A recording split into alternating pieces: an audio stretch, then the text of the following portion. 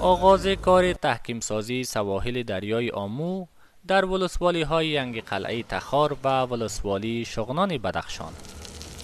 مولوی مجیب الرحمن عمر آخوندزاده معین وزارت انرژی و آب کشور در سفر به ولایت تخار کار تحکیم سواحل دریای آمو را به هزینه بیش از 300 میلیون افغانی افتتاح نمود که با تکمیل و بهره برداری آن هزاران خانه مسکونی و ده ها هزار هکتار زمین زراعتی از خطر آبخیزی های این دریا حفاظت می شود.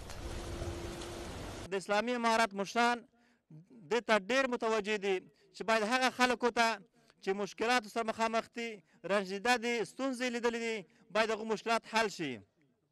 موږ هم چې د دومره لرې ځای څخه راغلي یو په دې خاطر راغلي چې تاسو مشکلات خپل مشکلات بولو. از اثر ازی به هزارها هکتار زمین زراعتی مردم از خطر سیلاب و آبخیزی حفاظت میشه و با صدها نفر از اهالی امی منطقه و در امتداد دریای آمو مشغول کار و وظیفه خواهد شد انشاءالله.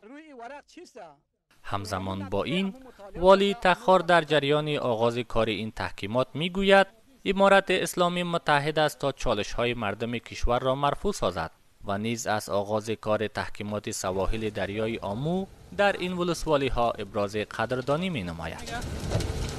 این تحکیم ازی یکی از وجایب و فرایض امارت اسلامی است.